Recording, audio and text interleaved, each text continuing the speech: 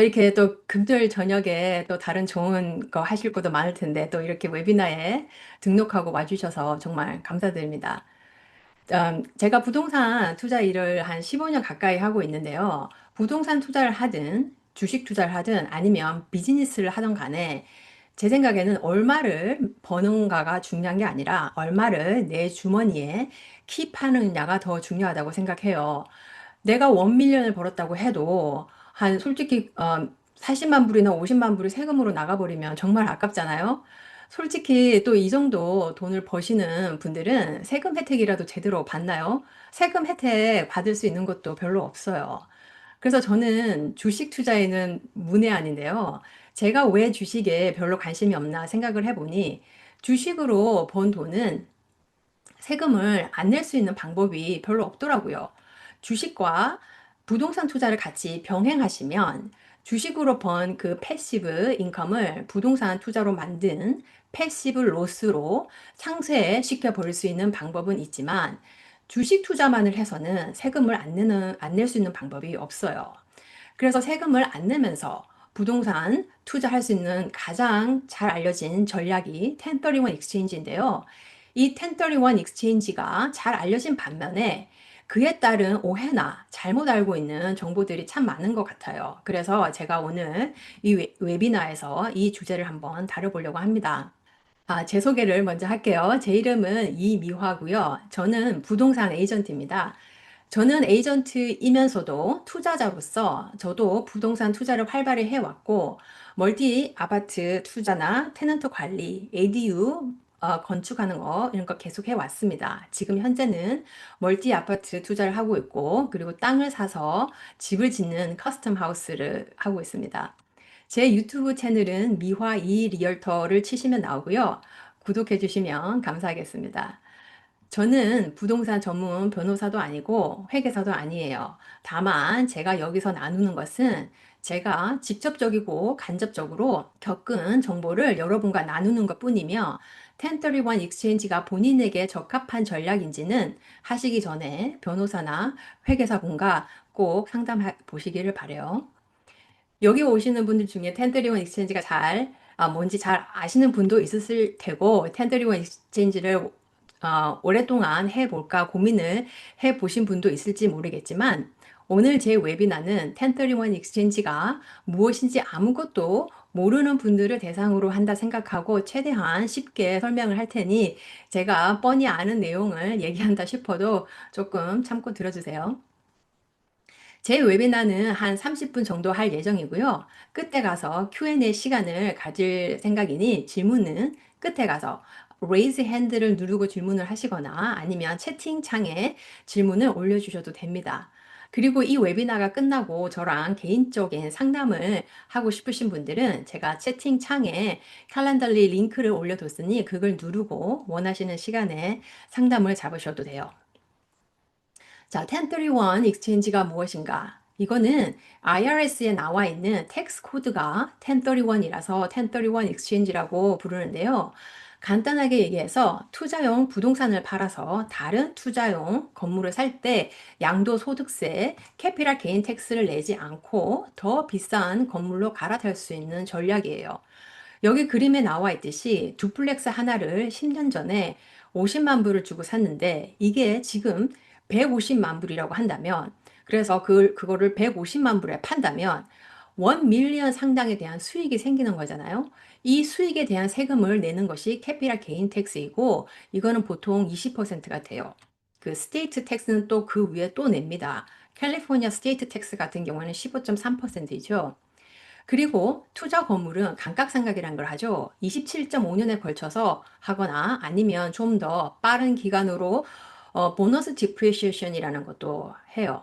만일에 이 두플렉스에 그런 감가상각까지 했다면 그런 감가상각한 부분도 다시 토해내야 돼요. 그게 무슨 말이냐면 감각상각이라는 것은 이 건물이 27.5년에 걸쳐서 건물의 밸류가 떨어질 거라고 생각하고 익스펜스 처리를 해왔는데 시간이 갈수록 건물의 밸류가 떨어지나요?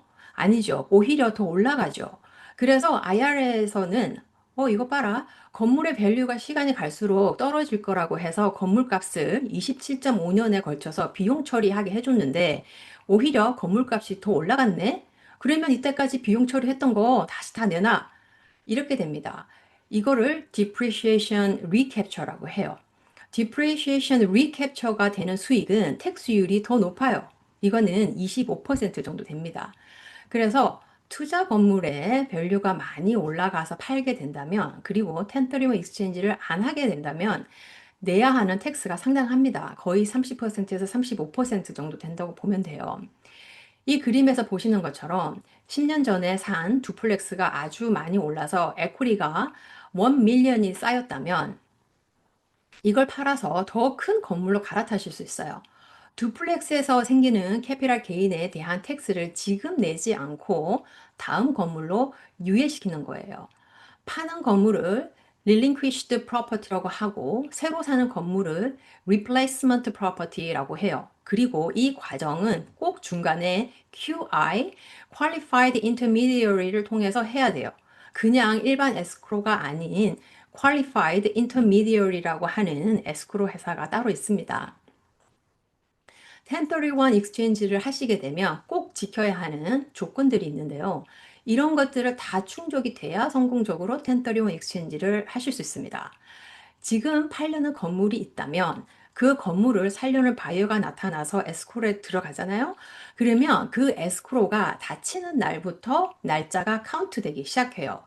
파는 건물 에스크로가 닫히자마자 45일 안에 그 다음 건물을 뭘 살지 선정하셔야 돼요. 그거를 up to 3개까지 선정하실 수 있고요.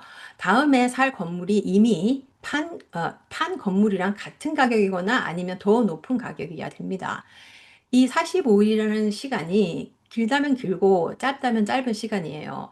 지금같이 11월, 12월 이런 연말에는 나오는 매물도 없어서 고를 수 있는 초이스가 별로 없어요. 그래서 다음 건물을 찾아다니실 때 팔려는 건물이 에스크로에 들어가자마자 찾아다니시는 게 좋습니다. 에스크로가 닫힐 때까지 기다리실 필요 없어요. 미리미리 다음 건물을 보고 다니시는 게 좋아요. 자, 이렇게 해서 45일 안에 다음에 살 건물을 찾았어요. 그리고 오퍼를 넣고 오퍼도 accept가 됐습니다. 그러면 다음 건물로 사겠다고 지정한 그 건물을 180일 안에 클로징을 하셔야 돼요. 제가 여기 보면 improvement exchange라고 적은 게 뭐냐면 예를 들어 100만 불짜리 본인 건물을 팔았단 말이에요. 그런데 다음에 사고 싶은 건물이 80만 불밖에 안 되는 거예요. 더 싼 가격이죠. 하지만 20만 불, 30만 불 정도 공사비를 들여서 아주 멋있게 레노베이션을 하고 싶어요. 이렇게도 할 수가 있습니다. 단 그 공사가 180일 안에 끝나야 돼요. 아주 큰 공사가 아니라면 180일 안에 끝내실 수 있을 거예요. 그리고 부가적인 조건들은 파는 건물이랑 새로 사는 건물의 명의가 같아야 합니다. 예를 들어 판 건물의 명의가 홍길동 씨라면 새로 사는 건물의 명의도 홍길동이어야 됩니다. 어떤 분들은 팔고 새로 사는 건물에 이 건물 나중에 아들 줄 거니까 아들 이름을 명의에 올리면 안 돼요? 하고 물어보시는 분들이 있는데 안 됩니다. 명의가 똑같아야 돼요. 그리고 살아계시는 동안에 건물의 아들 명의를 같이 올려주는 것은 좋은 아이디어가 아니에요. 왜 좋은 생각이 아닌지는 제가 뒤에 나오니까 뒤에서 설명해 드릴게요. 홍길동 씨가 팔아서 다음 건물을 살 때 회사를 설립해서 LLC로 사게 된다면 그 LLC의 100% 소유주가 홍길동 씨여야 됩니다. 그 LLC에 다른 파트너 분을 추가할 수가 없어요. 그리고 저에게 전화하신 어떤 분은 이미 4유닛을 팔았어요. 4유닛을 이미 팔고 보니 세금이 거의 35%가 나가는 거예요. 그때서 깜짝 놀란 거죠. 이렇게 세금이 많이 나갈 줄 모른 거죠. 그래서 저에게 전화해서 미화 씨, 나 이거 1031 익스체인지 하면 안 돼요? 하고 물어보시는데 안 됩니다. 이미 건물을 팔고 돈이 본인의 은행 통장으로 들어왔다면 1031 익스체인지가 안 됩니다.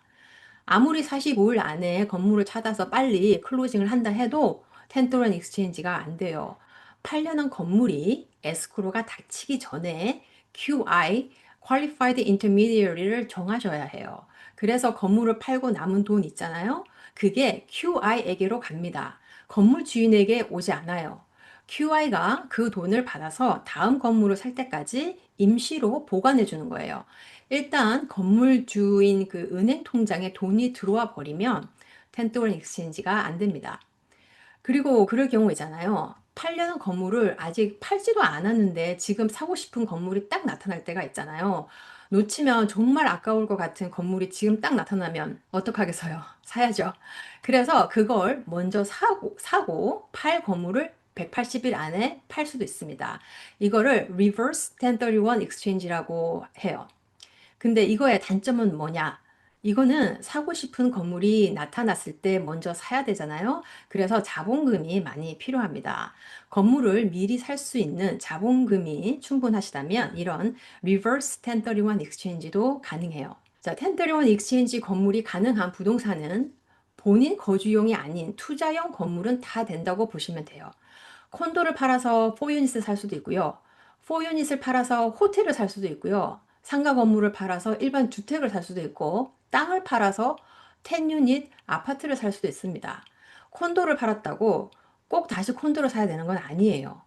콘도를 팔아서 4유닛을 살 수도 있고, 일반 싱글 패밀리 하우스를 팔아서 상가 건물을 살 수도 있습니다. 실제로 제 손님 중에도 테넌트 관리가 너무 싫어서 4유닛을 팔아서 트리플 넷 있는 상가 건물로 갈아타신 분들도 있어요.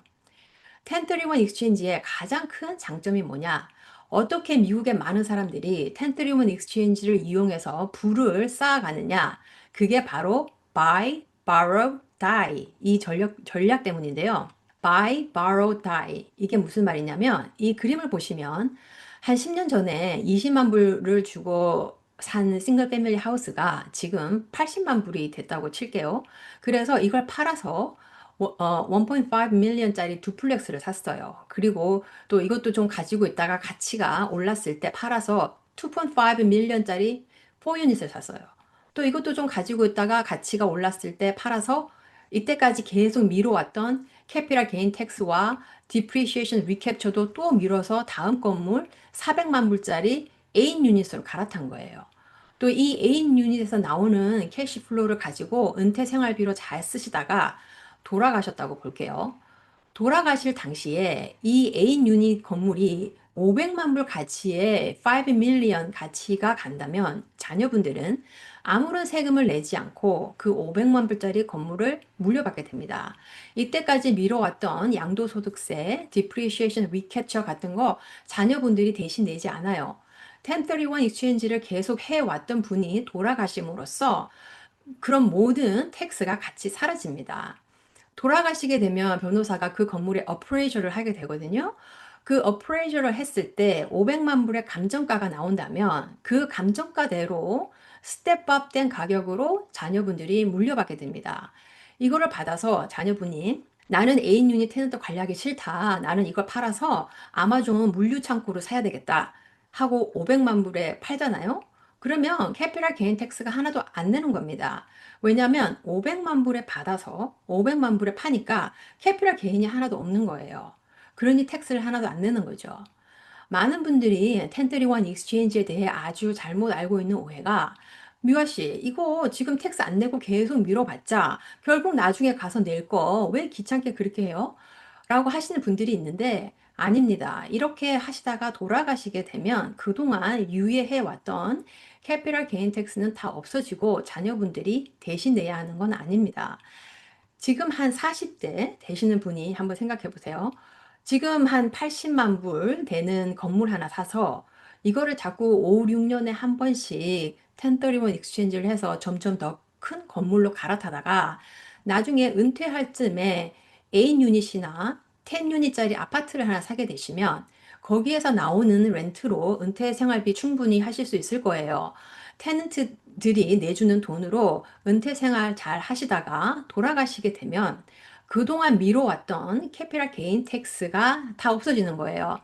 돌아가실 쯤에 마지막으로 사신 그 10 유닛짜리 건물 하나가 500만 불의 가치가 된다면 그 자녀분들은 그 500만 불을 세금을 하나도 안 내고 물려받게 되는 거예요. 이런 식으로 평범한 사람들이 부를 쌓아 나가는 거예요. 또 이렇게 말씀하시는 분들도 있는데요. 미화 씨, 그래도 나는 목돈이 필요할 때가 있고 비즈니스를 하나 시작하려고 하는데 자본금이 아주 많이 필요해요. 그래서 나 이 건물 팔아야지 다음 건물로 또 못 사요. 하시는 분들이 있습니다.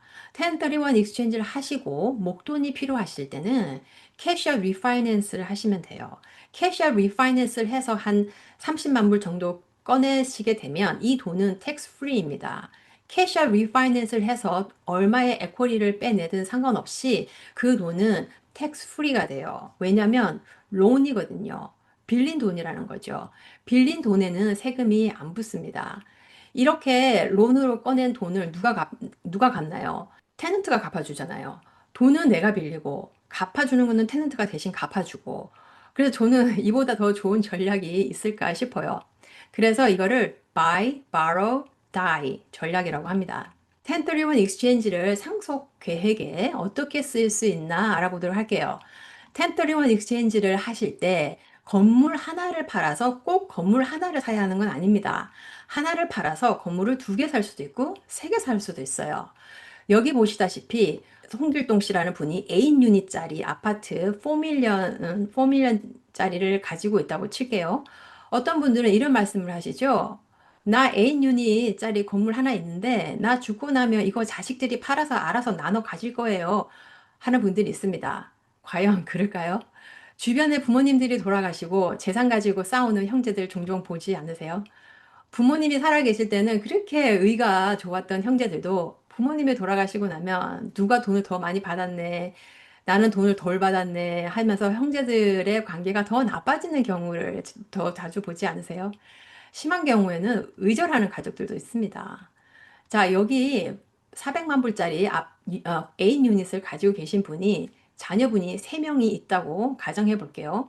큰딸은 샌디에고 살고 있고 아들은 시애틀에서 의사하고 있고 막내 딸은 라스베가스에서 살고 있다고 볼게요.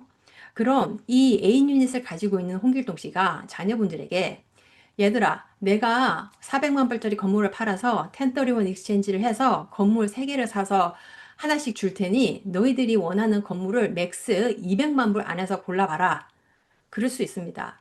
그래서 샌디에고에 사는 큰 딸은 학군이 좋은 곳에 싱글 패밀리 하우스를 사고 둘째 아들은 본인 의사 개업을 할 수 있는 상가 건물을 사고 막내딸은 라스베가스에 부티크 호텔을 삽니다.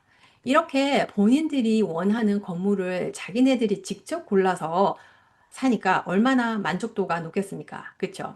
여기서 하나 주의하실 점은 홍길동 씨가 본인 건물을 팔아서 자식들에게 줄 건물을 하나씩 사주실 때 새로 산 건물의 명의는 홍길동 씨가 돼야 됩니다. 여기서 자녀분 이름을 같이 올린다던가 하면 안 돼요. 여기서 자녀분 이름을 같이 명의를 올려주면 1031 익스체인지가 안 될 뿐더러 나중에 자녀분들이 양도소득세를 내게 돼요. 그래서 자녀분들의 이름을 절대 같이 올리시면 안 되고 대신 리빙 트러스트를 만드셔야 됩니다. 이렇게 자녀분들이 원하는 건물을 홍길동 씨 이름으로 사되 리빙 트러스트를 만들어서 샌디에고에 있는 집은 큰딸 주고 시애틀에 있는 상가 건물은 아들 주고 라스베가스에 있는 부티크 호텔은 막내딸에게 물려준다라고 리빙 트러스트에 그렇게 지정해 두셔야 돼요. 그래서 예를 들어 부모님이 돌아가시고 시애틀에 사둔 상가 건물의 값어치가 400만 불이 된다면 아드님은 이때까지 미뤄왔던 양도소득세를 하나도 내지 않고 그 400만 불 가격으로 물려받게 되는 거예요. 그리고 라스베가스에 있는 막내딸도 부티크 호텔 운영을 너무너무 잘해서 그게 부모님이 돌아가실 때쯤에 그게 한 500만 불의 값어치로 상승을 한다면 그 양도소득세를 하나도 내지 않고 그 500만 불짜리로 스텝업 된 가격으로 물려받으시게 되는 거예요. 이렇게 되면 자녀분들은 본인들이 직접 고른 건물을 물려받게 되니까 만족도가 아주 높겠죠. 그리고 만일에 이런 상속 계획을 해두지 않으시고 그냥 4밀리언짜리 400만 불짜리 애인 유닛 하나를 남겨두고 아 니네들이 알아서 해라 하고 돌아가시게 되면 일단 리빙 트러스트를 안 만들어 두시면 프로베이스를 하는 데만 2년이 걸리고요. 2년 뒤에 자녀분들이 물려받는다고 쳐도 누구는 이 건물을 팔자 그러고 누구는 테넌트 관리하기 싫으니까 상가 건물로 갈아타자 그러고 누구는 지금 시세가 안 좋으니까 지금 팔지 말고 좀 더 가지고 있자 그러고 의견이 가지각색일 겁니다. 그러다가 형제간에 싸움이 나는 거예요. 어떤 분들은 돌아가시기 전에 리빙 트러스트를 미리 안 해놓으시고 그냥 자식 이름을 본인 건물 명의에 올려주고 돌아가시는 분들이 있는데 절대 그렇게 하지 마세요. 그렇게 하게 되면 자녀분들에게 세금의 책임까지 물려주고 가는 것입니다. 자녀분들이 양도소득세를 내야 돼요. 그래서 제가 앞서 말씀드린 buy, borrow, die 돌아가실 때 상속으로 자녀분들에게 물려주시는 것이 세금을 안 내는 유일한 방법이에요. 이렇게 1031 익스체인지가 세금을 안 내면서 자녀분들에게 부동산을 물려줄 수 있는 아주 좋은 상속 계획의 툴이 될 수 있으니 참고하시길 바라고요. 지금 제 클라이언트 분 중에 한 분이 지금 이렇게 하고 계세요. 상가 건물을 팔아서 아들이 둘이 계신데 아들들에게 각자 원하는 건물을 찾으라고 했어요. 그래서 아들들이 원하는 건물을 사서 아들들에게 렌트를 주는 식으로 하고 있습니다. 그런 다음에 리빙 트러스트를 만들어서 샌디에고에 있는 건물은 큰아들 주고 오렌지 카운티에 있는 건물은 작은 아들 주고 이런 식으로 상속 계획을 하시려고 하고 있어요. 제가 건물을 하나 팔아서 다른 건물을 두세 개를 살 수 있다고 했죠. 그 반대로 여러 건물을 팔아서 큰 건물 하나를 살 수도 있습니다. 이번에도 홍길동 씨가 샌디에고에 단독주택이 하나 있고 LA에 작은 콘도가 하나 있고 그리고 빅터빌에 고속철도가 난다고 해서 사놓은 땅도 있다고 칠게요. 이렇게 주변에 보면 작은 건물을 여기저기 흩어져서 사놓으신 분들이 종종 있습니다. 은퇴를 하실 때 다들 제일 원하는 게 뭔가요? 패시브 인컴이죠. 내가 일 안 해도 따박따박 생활비가 들어왔으면 좋겠다. 하시는데 이렇게 여기저기 흩어져 있는 작은 건물들은 관리하기도 힘들고 렌트도 너무 적게 들어오고 땅 같은 거는 렌트비조차 들어오지 않습니다. 이런 것들을 팔아서 큰 트리플 넷 있는 상가 건물을 살 수도 있어요. 트리플 넷 있는 상가 건물은 건물주가 관리할 게 거의 없어요. 재산세, 보험료 같은 거 테넌트들이 다 내주고 건물 관리, 잔잔한 수리 같은 것도 테넌트가 다 합니다. 그래서 미화 씨, 그래도 상가 건물을 살려면 너무 비싸지 않아요? 하시는데 너무 LA나 오렌지 카운티 쪽만 고집하지 마세요. 제 손님 중에 한 분은 베이커스필드에 스트립몰 상가 건물이 있어요. 어차피 트리플 넷이 있는 상가 건물은 랜드로드가 관리하는 게 없기 때문에 본인이 살고 있는 곳 가까이 꼭 있을 필요는 없어요. 상가 건물을 관리를 맡아서 해줄 관리 회사도 많고요. 이분 같은 경우에도 지금 살고 계신 곳은 오렌지 카운티에 사는데 베이크스필드 그 99번 고속도로 옆에 상가 건물이 하나 있어요. 한 달에 캐시플로가 4만 불이 나와요. 이분이 이렇게 캐시플로가 4만 불이 나오는 거는 아주 오래전에 사서 사둔 거라서 몰기지가 거의 없어서 그래요. 하지만 여러분들도 작은 건물을 팔아서 관리하기 쉬운 큰 건물 하나 가지고 있으면서 한 달에 만 불이나 2만 불 정도 캐시플로가 생긴다면 그 돈으로 은퇴 생활하기에 충분하겠죠. 그 다음으로 제가 많이 듣는 질문 중에 하나가 1031 익스체인지 하다가 45일 안에 사고 싶은 건물을 못 찾으면 어떡해요? 이런 질문을 많이 하시는데요. 이럴 경우 하실 수 있는 방법이 DST에 투자하는 것입니다. DST는 Delaware Statutory Trust를 줄인 말인데요. 투자자 여러 명이 하나의 큰 부동산, 아주 큰 100채, 200채 되는 아파트나 상가 건물, 오피스 빌딩, 아마존 웨어하우스 같은 물류센터, 이런 것에 공동 투자하는 거예요. 이건 스폰서 회사라고 하는 DST 회사를 통해서 하는 것이기 때문에 이 스폰서 회사가 건물 관리, 지분 관리 다 해줍니다. 이건 완전 100% 패시브 인베스트예요. 여러 투자자가 돈을 모아서 신탁의 형태로 부동산 투자하고 그 수익을 나눠서 가져가는 거라 본인이 직접 관리하고 할 건 아무것도 없습니다. 이건 진짜 한 달에 따박따박 돈이 통장으로 바로 들어오는 거예요. 이런 DST 투자 건물에 1031 익스체인지 하시는 건 투자 건물도 금방 찾을 수 있고 이건 빠르게 2주일 만에도 클로징이 가능해요. 부동산 투자를 하면서 세금 안 내는 혜택을 받고 싶긴 한데 부동산 관리가 너무 싫다 하시는 분들은 이런 딜라웨어 스태츄토리 트러스트를 통해서 공동 투자하는 것도 좋은 방법입니다. 이런 스폰서 회사들도 보통 7년이나 10년에 한 번씩 건물을 갈아타요. 100채 되는 아파트 건물에 투자를 했다면 가치가 많이 올라갔을 때 이거를 팔아서 200채 되는 아파트로 갈아탄다던가 이렇게 더 크고 좋은 건물로 갈아탑니다. 그럴 때마다 같이 1031 익스체인지를 하셔도 되고 아니면 이 사람들이 그 건물을 팔 때 난 이제 그만 참여하고 싶다. 난 여기서 돈 빼내서 나 혼자 다른 건물로 1031 익스체인지 해야겠다. 그렇게 하셔도 됩니다. 한 번 시작했다고 평생 여기 묶여 있는 건 아니에요. 또 이렇게 생각하시는 분들도 있죠. 1031 익스체인지가 투자용 건물, 렌트용 건물만 사야 하는 건 알겠는데 그러다가 나중에 내가 그 건물에 들어가서 살 수 있어요? 하시는 분이 있는데 그렇게 할 수 있습니다. 처음에 사실 때는 꼭 렌트를 줄 생각으로 사셔야 돼요. 하지만 한 2년 뒤에 본인이 들어가 primary residence로 살아도 됩니다. IRS는 몇 년이 지난 뒤에 본인이 들어가 살 수 있다라는 말은 없지만 그냥 안전하게 한 2년 뒤라고 생각하시면 돼요.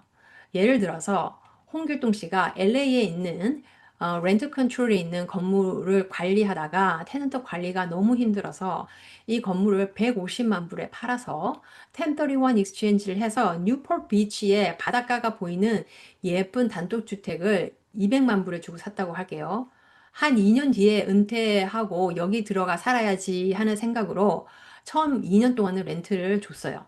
그래서 한 2년 뒤에 테넌트가 이사 나가고 여기 들어가서 본인 거주용으로 사셔도 됩니다. 다만 이렇게 되면 섹션 121 익스클루전을 5년 동안 쓸 수 없어요. 섹션 121 익스클루전이 뭐냐면요. 본인 거주용 건물을 팔 경우 이 거주용 건물에서 지난 5년 동안 2년을 살았다면 싱글인 사람은 up to 25만 불, 부부일 경우에는 up to 50만 불까지는 캐피탈 게인 텍스가 면제됩니다. 여기서 부부는 집 명의의 부부가 같이 올라가 있지 않아도 돼요. 하지만 텍스 파일링은 조인트로 같이 하셔야 돼요. 가끔 흔하지는 않지만 집 명의는 부부가 공동 명의인데 세금 보고를 각자 따로 하시는 분들이 있더라고요. 그런 분들은 섹션 121 익스클루전 혜택을 보시려면 텍스 보고를 조인트로 같이 파일링 하셔야 돼요. 지난 5년 동안 2년을 사셔야 하는 것은 연달아서 2년을 안 살아도 돼요. 1년 살다가 렌트 줬다가 다시 들어와서 1년 살아도 돼요. 지난 5년 동안에 그 거주용으로 살았던 기간이 총 2년이 되면 됩니다. 그래서 앞서 보여드린 1031 익스체인지를 했던 렌털 건물을 나중에 본인이 들어가서 거주용으로 살아도 되지만 이런 섹션 121 익스클루전을 5년 동안은 혜택을 받아볼 수 없다는 겁니다. 어떤 분들은 진짜 이 방법을 주요 투자 전략으로 삼아서 2, 3년에 한 번씩 이사 다니시는 분들도 있어요. 헌집을 사서 고쳐서 들어가서 살다가 밸류가 올라가면 캐피럴 게인 텍스 안 내고 또 팔아서 또 집값이 잘 오를 만한 다른 동네로 이사 가서 2, 3년 살다가 밸류가 확 올라가면 캐피럴 게인 텍스 안 내고 또 집 팔고 이런 거죠. 제 생각에는 애가 없는 싱글인 분들은 젊을 때 이렇게 해볼 만한 전략인 것 같아요. 섹션 121 익스클루전 혜택을 볼 수 있는 액수가 꽤 크기는 하지만 남가주 같은 곳에서는 정말 우습게 집에 1밀리언 정도 에쿼리 가지고 계신 분들이 많아요. 특히 10년 전에 집을 사신 분들은 다들 밀리언네어 되셨어요. 15년 전에 2010년에 집을 사신 분은 진짜 50만 불 주고 샀는데 지금은 200만 불이 되어 있는 집들도 있습니다. 자, 제가 여기 예를 들어봤죠. 컬버시티에 15년 전에 80만 불을 주고 샀는데 지금 280만 불이 됐습니다. 2밀리언이라는 에쿼리가 쌓였어요. 여기서 부부가 50만 불에 대한 캐피탈 게인 텍스는 면제를 받는다 하더라도 나머지 150만 불에 대한 텍스는 내야 돼요. 이것마저도 텍스를 안 내고 팔 수 있는 방법이 있을까요? 네, 있습니다. 제가 앞서 말씀드린 지난 5년 중에 2년은 본인이 거주하셔야 되고 집을 팔기 전에 미니멈 6개월, 6개월을 렌트를 돌리세요. 이렇게 하시면 섹션 121 익스클루전으로 50만 불은 텍스 프리로 받을 수 있고 나머지 150만 불 부분은 1031 익스체인지를 해서 세금을 지금 당장 내지 않고 다른 투자용 건물을 살 수 있습니다. 아주 괜찮은 방법이지 않나요? 자, 오늘 제가 준비한 프레젠테이션은 여기까지이고요. 어떻게 마음이 좀 많은 도움이 되셨길 바래요. 예, 각자가 처하고 있는 상황이 틀리고 또 버젯이 틀리기 때문에 저랑 1대1 상담을 한번 잡아보고 싶으신 분들은 그 챗에 있는 칼렌달리 링크를 아, 통해서 약속을 잡아주시면 되고요. 오늘 제가 쉽게 설명하려고 노력을 하긴 했는데 제가 빠뜨린 게 있다던가 아니면 궁금한 게 있다면 질문을 해주세요.